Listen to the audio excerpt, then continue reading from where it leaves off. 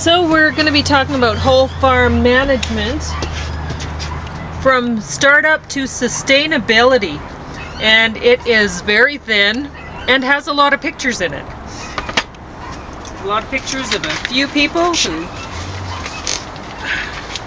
really don't know what they're doing, but they're managing to make a go of it because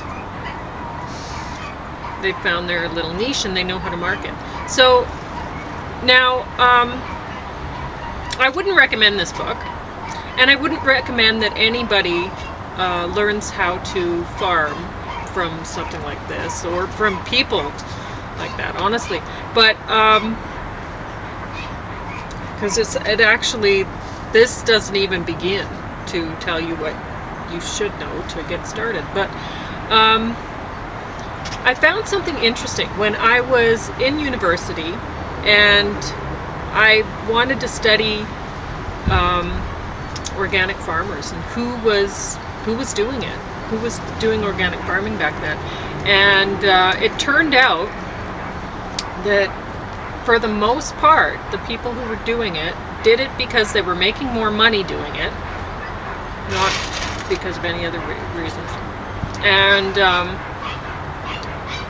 their post-secondary, usually they had post-secondary education, but it wasn't in anything related to agriculture. So they were managing to make more money doing something that they really weren't qualified to be doing. I mean, they hadn't been formally taught how to grow anything or produce anything, and yet they were able to make a go at it. So, and then it occurred to me, for the most part, there were people from the humanities, and when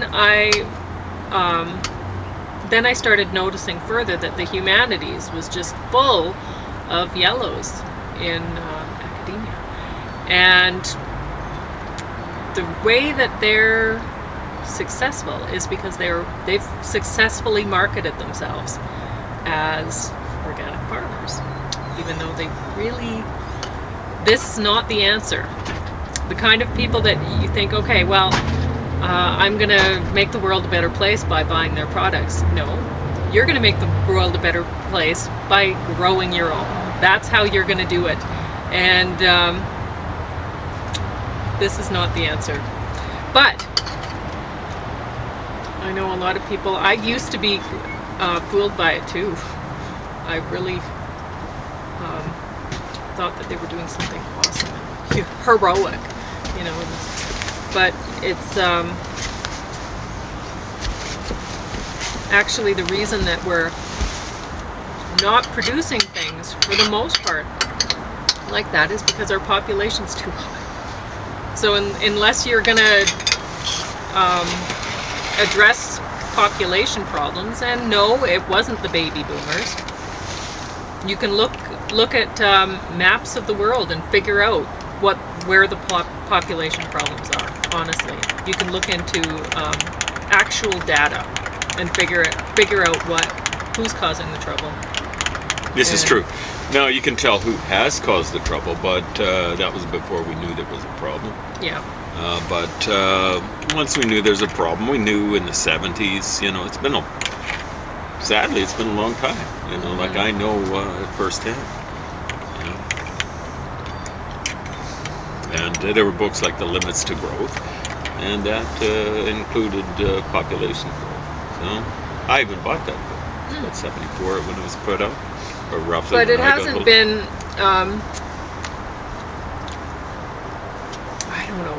It hasn't been politically correct.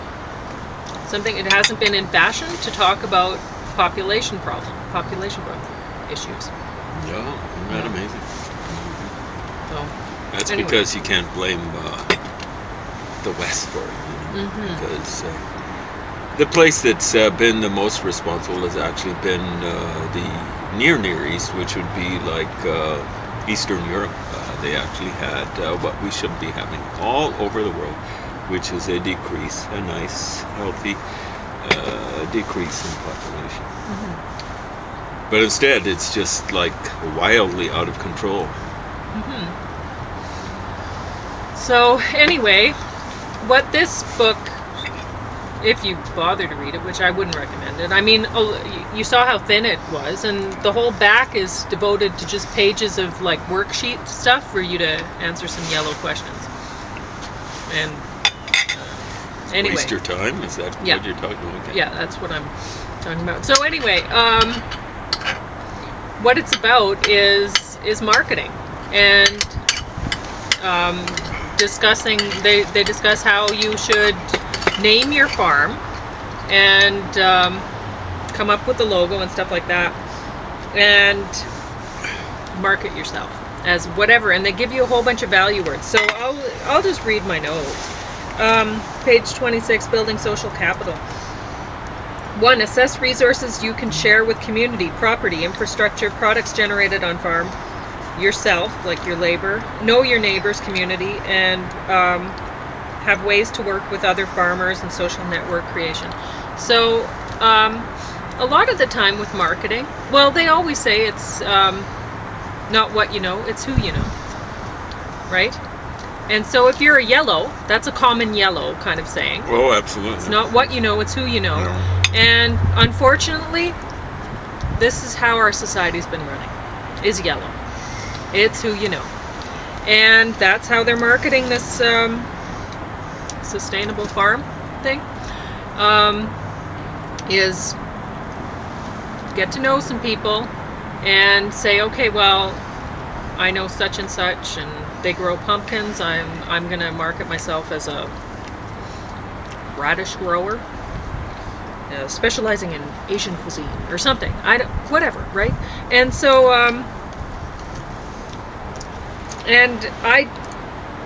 there's one thing when I've said it to my mother that, and it frustrated me when my father was farming. He was young and really young, you know. He, as soon as he was legal age, he was going to have his own farm and that, and we only lived maybe maybe one section away from my grandparents. I mean, At we could most. walk, I mean, it not was, far. And anyway, so we weren't right next to them, because my parents' land went in a different direction, but we were right there. Was, you know, we could, if we wanted to walk down the road, we could to their farm, but I don't remember ever doing that. Anyway, it was within a mile, right? It was very close. So anyway, we would have had to go up and over and then down. But So a mile a person could walk in comfortably, a grown-up, in 15 minutes. it wouldn't have taken long. No. So anyway, Dad could have easily shared Grandpa's tractors and whatever, but no, he wanted to buy his own stuff. Why? I don't know. But honestly, there's no way. If I had a tractor, I would not let my neighbor borrow my tractor. There is no way. I would probably be more than happy, because neighborly. I'd probably go over and use my tractor to help him do whatever. But there's no way I would. I mean, that if you're looking at, there's a lot of equipment that most people would want to farm with, and because frankly, it's hard not to use equipment and do that sort of work. It hurts, and sometimes it's impossible. So, but I mean, you really have to factor those things in if that's the kind of thing you want to do. But they're pointing out, start small, work your way up, and really that's, I mean, you can pack a lot of, you might not be doing organic farming, or you're going to have a hard time if you're doing greenhouse production, but you can have a lot of production in a little amount of space. I mean, it doesn't really cost that much for a greenhouse. What, maybe $8,000 for a good-sized commercial house. Anyway, and you don't need much property to put that on, right? And then grow from there. But anyway, so I think the main thing you need is expertise. yes. Like you want to do a little research. I went before you to lay school down before I. $8,000 Yes, bucks. I should probably say that no, you don't just go, I'm gonna have a greenhouse. No, you probably want to learn how to grow something first. Anyway, so school's a good thing to do. Or just get some books and I'll get some books. devour them. 29. My value words: education, happiness, hopefulness, honesty, open-mindedness, optimism, reliability, solitude, stability, and nature and environment. Those were, I left it to 10. There's a whole page full of words that you can use because you To want to describe yourself. Yes, because it's all about marketing. So you have to market your business, and you Okay. want to use these. You want to Buzzwords, use eh? the terminology that Mhm. these yellows have created to market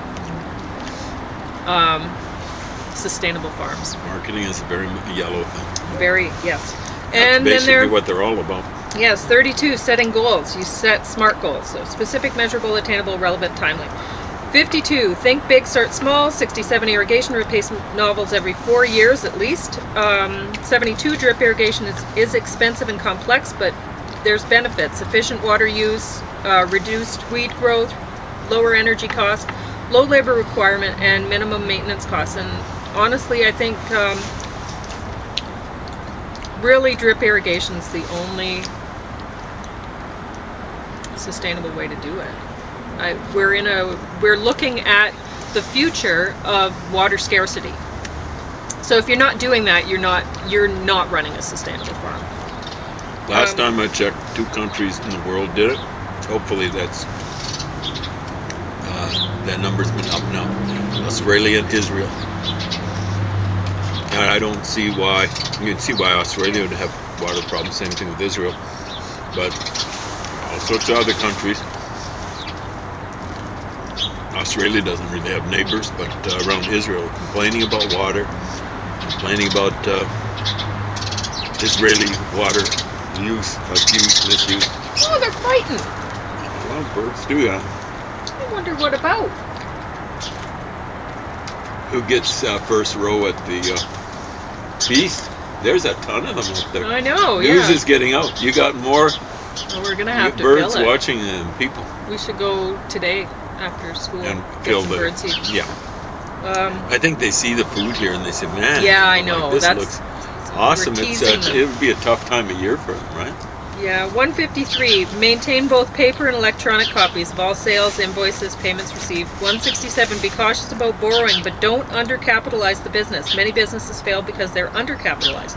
Always overestimate expenses and underestimate income. Establish reasonable ways to pay yourself for your work.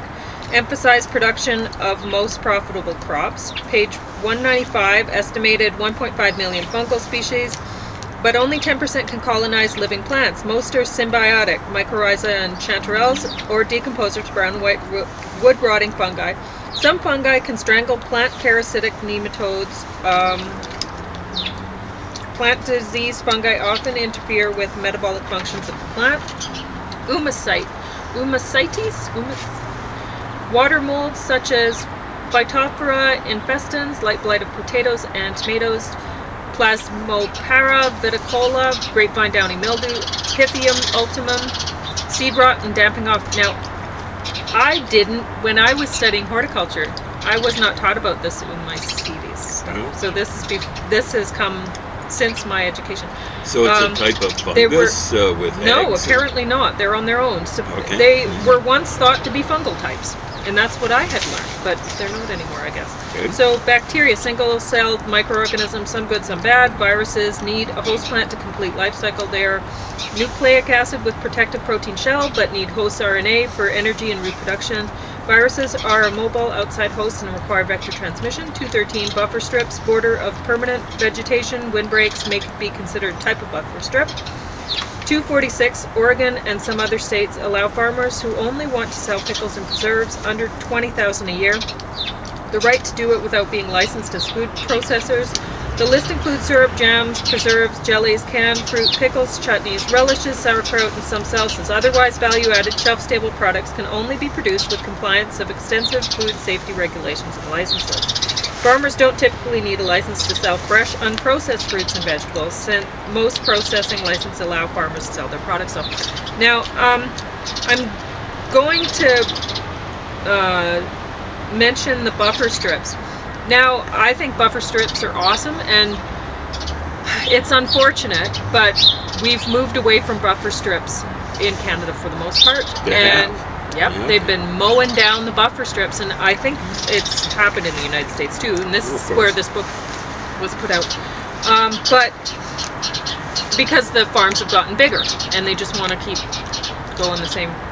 They don't want to have to go along the road and then go into the next. They just do big farms all at once. So anyway, but if you think about it, buffer strips, a lot of the time people would use things like cottonwood. Well, it's not really very useful. But if you have a buffer strip of, like here in Canada, we used to have Agriculture Canada, I think, used to produce or at least the federal government in some capacity, used to produce buffer strip material for farmers, give it away to farmers. And it was, one of the things was lilacs, which we have a lot of lilacs around. I love them. And they're edible flowers, which, wow. So if you use that as a buffer strip material, and sure, it's hard to maybe get into the edible flower sales market or whatever. Start your own. Start it. If you're thinking about, think outside the box. Don't produce what everyone else is producing necessarily. Think, what can I go sell at the farmer's market? Can I sell some edible flowers? And if not, hey, maybe I want to have sell to little restaurants, and I'm tired, and stuff like that. And then you can market things like organically grown flowers. And here's the deal: they don't generally taste that good. They don't taste that bad. You put them on.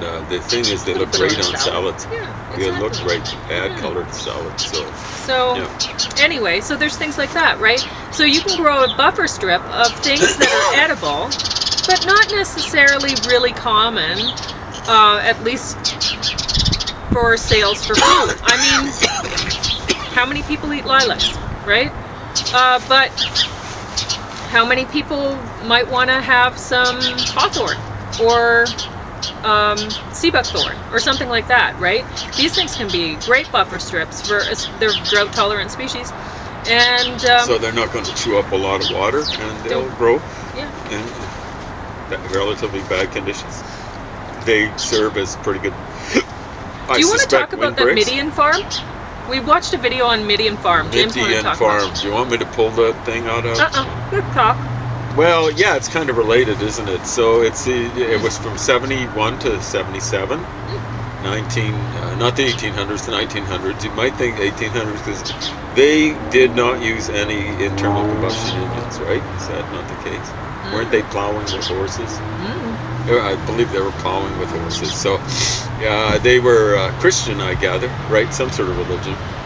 I think it was Christian, and it was part of this hippie commune movement. Trash that started in the late 60s. Yeah, but they weren't. They wanted to point out they weren't having multiple sex partners. Yeah, I don't think they were. But the women weren't wearing panties. They also Was pointed that that true? out. Yeah. Okay. Long skirts, no panties.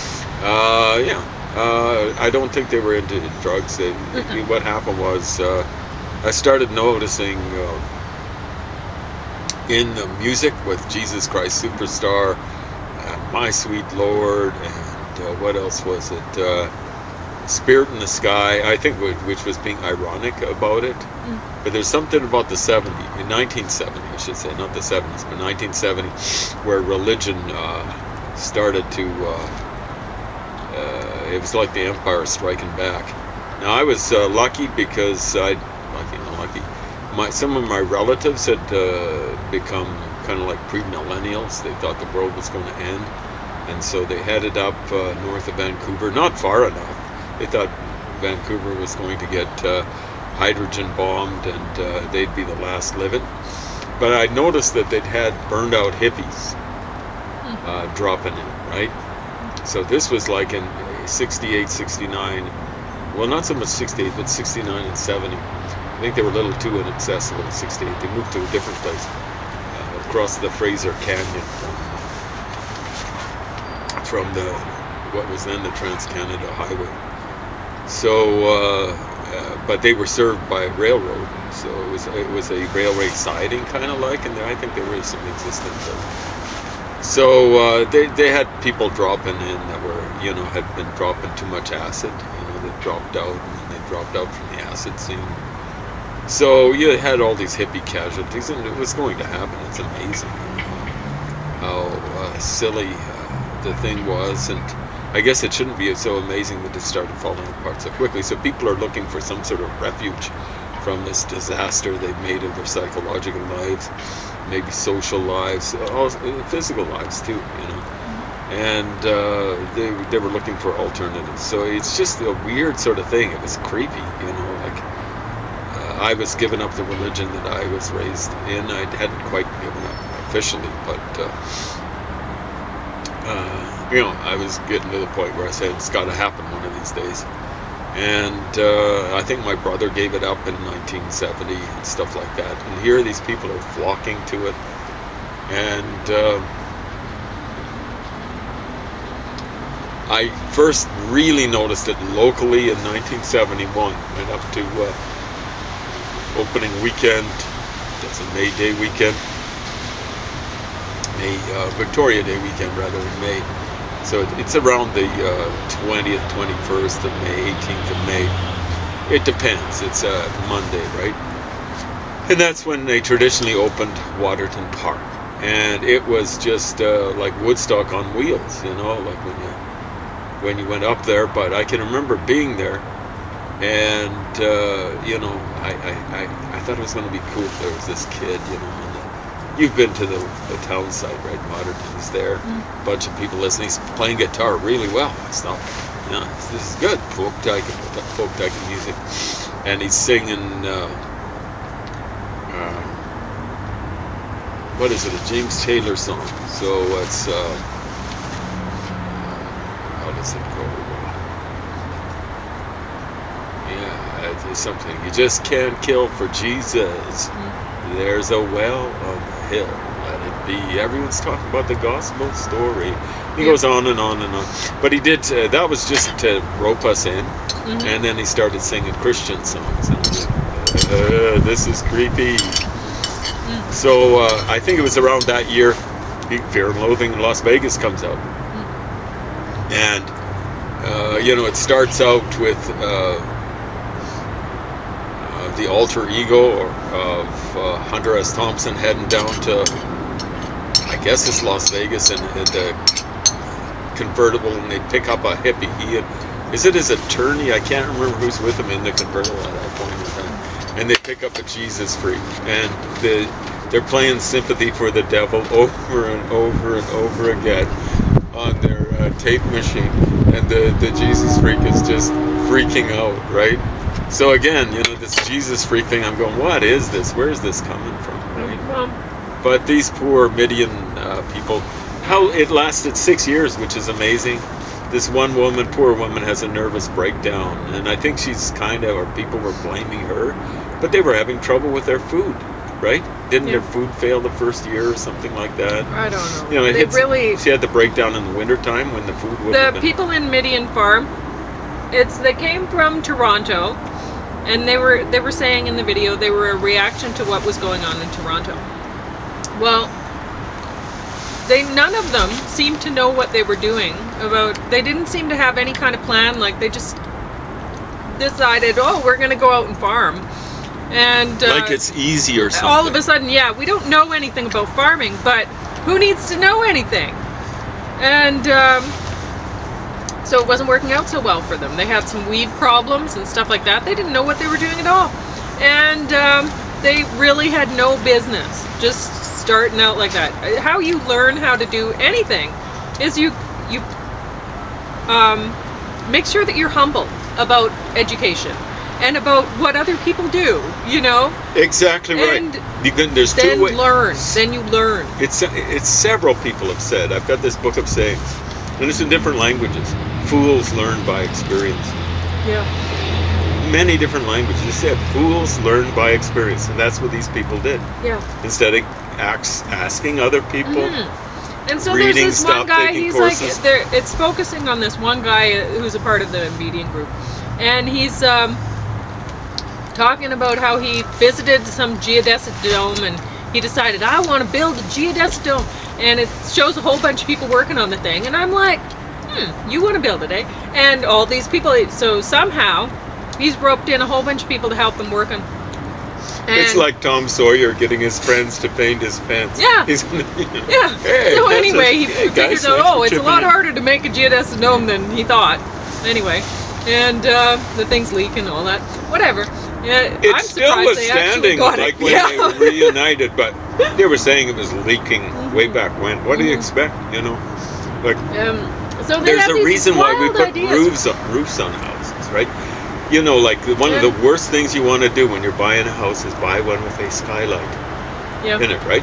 Well, this thing is So- just full of skylights, right? It's all over the place. So basically, they're doing all sorts of things that. Why do you need to do that? You think, oh, I want to do that, and so, but no, they're just off on some crazy idea, like, oh, let's try to build a geodesic. Why? Why?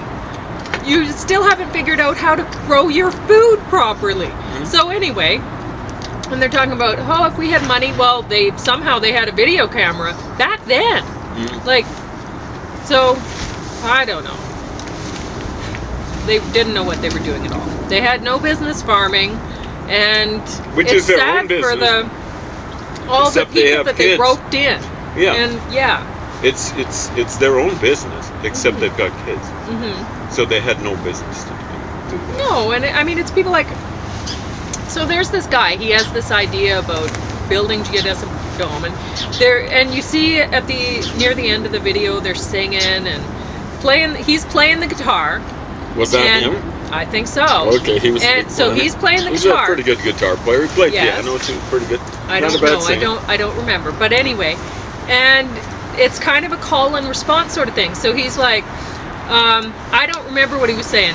Jesus, don't come around here no more. No, it wasn't that, because he was a Jesus guy. So anyway, and then the group would reply, Jesus, don't come around here no more. Yeah. Or whatever, right? Whatever the. So really, you know who the leader is of this group. That's right. They were It's- supposed to be equal, right? Yeah. But when you see somebody with a guitar and they're leading the call and response song, you know who the leader is. And Jerk Yellow, who had no business leading a bunch of poor Greens probably, who did most of the work trying to build that dome for him and trying to weed his stupid gardens and stuff. What an idiot. He was pretty good at leading a chorus, but that's not the same thing as leading Yeah. anything else. Anything else. Yeah. That's trouble with yellows. They think because they can splash a little paint around that they know everything, right? Or that they can yodel a tune, even in tune.